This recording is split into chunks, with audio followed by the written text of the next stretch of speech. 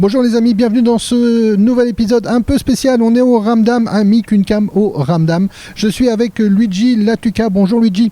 Bonjour, comment vas-tu? Mais ça va super bien. Journaliste à la base? Journaliste à la base, oui, je sors de l'ULB. Et ta fonction dans Cinéwoman? Je suis vice-président de cette ASBL qui présente uniquement des films de femmes réalisatrices autour de beaux portraits de femmes, des femmes inspirantes, ni femmes objets, ni rabrouées, ni soumises. Luigi, avec toi, on va parler de quel film? On va parler du film Made in EU, donc Made in Europe.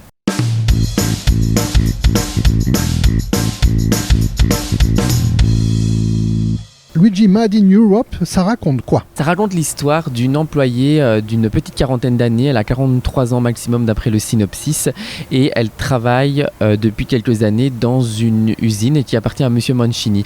Monsieur Mancini en fait a plein de bâtiments dans la ville, on dit que toute la ville lui appartient. Monsieur Mancini, il se fout un petit peu de faire travailler toutes ces femmes, parce que ce ne sont que des femmes, pour de la main-d'œuvre bon marché, 14 heures par jour, 6 jours sur 7. Et on parle déjà d'esclavage moderne en fait. Tout à fait. Et à cela vient s'ajouter une couche sanitaire puisqu'on est au début du printemps 2020, au moment où la pandémie de Covid envahit le monde entier, et elle vient travailler malade dès les premières minutes du film, cette héroïne inspirante, impressionnante de droiture et de dignité, et elle devient très rapidement la personne à abattre puisqu'on se met à la recherche du patient zéro et tout indique que ce serait, je dis bien ce serait elle. Oui, c'est ça. Donc on est en Bulgarie, on est assez loin de Sofia parce qu'on sait qu'à Sofia, il y a déjà eu le premier cas, le premier mort du Covid.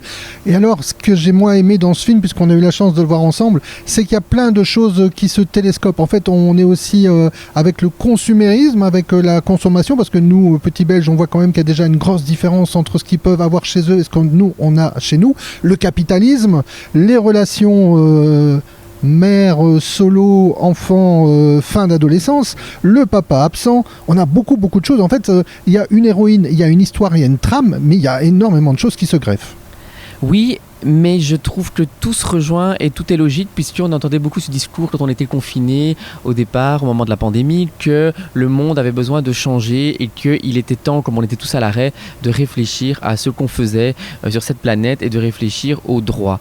Et le développement des droits humains, ce que défend le féminisme, le droit de tout le monde, pas uniquement des femmes, c'est justement ça, c'est l'amélioration des droits, le progressisme pour que la planète devienne plus verte à tous les niveaux. Souvent, ce que disent les féministes, c'est qu'il faut renverser le patriarcat qui est relié au capitalisme. Et je trouve que Made in Europe, Made in Union Européenne, c'est un film qui montre tout à fait ça, qui l'illustre et qui est un film assez didactique en la matière, puisqu'on aborde une fois le mot capitalisme et ça infuse dans l'esprit des gens. C'est à travers la figure du médecin qui aide l'héroïne, la seule personne à l'écouter dans le film d'ailleurs. C'est le sage, hein, on va en parler juste après. Oui, voilà, c'est le sage du film et ce sont des réflexions que normalement on a eu si on a pris du recul pendant la pandémie. Bon, là, il se trouve que c'est un petit peu étouffé sous évidemment les relents populistes, puisque ce film se passe dans un pays qui avait une forte poussée populiste en 2020 et pro-russe notamment, anti-LGBTQ+, et si les gens sont anti-LGBTQ+, ils sont forcément insensible aux droits des femmes, ça commence par là, hein, c'est les mêmes racines. Moi j'ai trouvé ça assez clair, c'est un film pesant parce que justement elle est seule, elle combat seule, mais j'ai trouvé ça très inspirant pour être du bon côté de l'histoire, être dans la lutte. Alors il y a la fraternité aussi, parce qu'il y a des relations fraternelles, on ne va pas aller trop loin, mais il y a une complexité aussi qu'on redécouvre dans le cursus grâce aussi aux médecins finalement. Il vient délier beaucoup de choses. Le point sur lequel je voulais finir avec toi pour le film, c'est aussi le retournement de situation. Il y avait l'amitié jusque la veille du moment où on sait qui est malade. Là, c'est la fraternité, on s'entraide et du jour au lendemain, tout tombe. Ça rappelle beaucoup de choses, pas seulement le Covid. Tout à fait, ça rappelle aussi oui, qu'en tant que frères et sœurs, on peut prendre des chemins différents et qu'on a surtout des valeurs différentes. Là, c'est vraiment une question de valeurs qui se télescopent et l'argent est plus fort que tout et finalement on dit souvent que l'argent régit ce monde et donc à partir de là on peut en déduire que les droits des êtres humains passent au second plan et qu'on peut sacrifier certains humains sur un autel. La plupart des hommes de ce film sont quand même très lâches et les femmes qui sont dans un état de précarité et de fragilité incroyable, se sont ce sont des êtres à sacrifier, on s'en fout, puisque le monsieur, c'est un homme riche qui possède tous les bâtiments de la ville. Lui, il avait la possibilité de voyager. Lui, il est allé à Bergame, en Italie, le foyer de l'infection du Covid-19. À l'époque, on disait sur le continent européen. Il a très certainement ramené le virus. Et on s'en fiche en fait que ce soit un mensonge, que ce soit elle qui l'a ramené. Ça l'arrange bien. De toute façon, elle n'est qu'un pion. Un bouc émissaire. Un bouc émissaire. Et on dit à un moment aussi qu'il a très peu de travail dans la ville. Et donc du coup, si on la vire, on s'en fout. Il y a une file incroyable de personnes qui attendent son job. Avec la menace de délocaliser de toute façon qui est tout le temps là du début à la fin. Exactement. Et ça aussi, ça fait partie des ressorts très négatifs du système capitalistique dans lequel on est et libéral.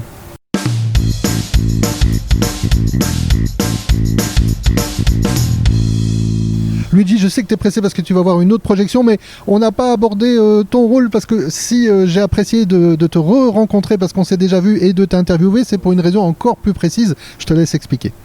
Eh bien, ce film, il rentre dans les beaux portraits de femmes qu'on souhaite proposer au public. En fait, on les classe dans plusieurs catégories sur notre site. Donc, Cinéwoman, on peut repréciser. Cinéwoman.be, au quotidien, c'est un site que vous pouvez aller consulter. Il y a plusieurs rubriques qui sont consacrées aux femmes et aux réalisatrices. Tout d'abord, les interviews, parce qu'on en rencontre lors de festivals, lors de séances spéciales dans des cinémas de Wallonie et de Bruxelles.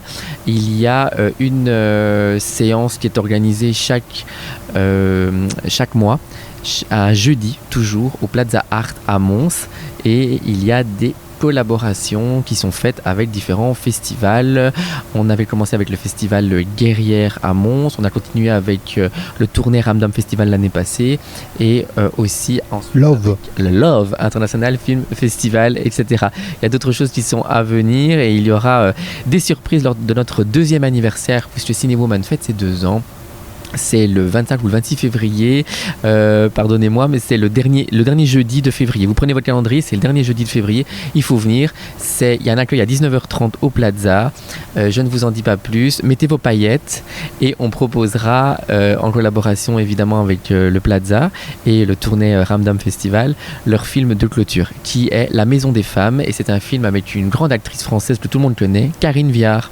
Bon, Karine Viard, oui, voilà, oui, super. Voilà, donc soutenez Cinéwoman, une association sans but lucratif qui sert à représenter les réalisatrices puisqu'elles sont encore peu représentées et donc peu récompensées dans des festivals comme Cannes, Locarno, Venise. Elles sont pas beaucoup à avoir remporté soit la Palme d'Or, soit le prix du jury. Mais notre prochain film qui est le 15 janvier au Plaza, c'est le prix du jury à Cannes pour une réalisatrice qui a réalisé Sound of Falling, en français Les Échos du passé, une œuvre qui fait l'unanimité partout, et c'est la première montoise le 15 janvier. On sera aussi au Ramdam pour un film qui s'appelle, tu l'as prononcé mieux que moi tout à l'heure. Alors pour un film qui s'appelle Calais Malaga.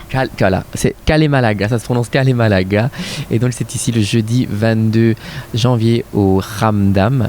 La présentation du film sera faite par Cinéwoman parce que ça rentre totalement dans notre ligne éditoriale. Un tout grand merci Luigi. Juste pour finir, Made in Europe, à voir. Oui, moi je dis à voir. Pour quel argument phare pour toi ? La dénonciation de certaines conditions de travail qui visent en premier lieu les femmes. Un tout grand merci Luigi, on va te laisser partir parce que Luigi doit aller à une projection. Tu vas voir quoi ? Je vais voir Nino dans la nuit. Ah bah bon Nino dans la nuit. Tout à fait une autre thématique. Merci beaucoup. Merci à toi et bonne journée.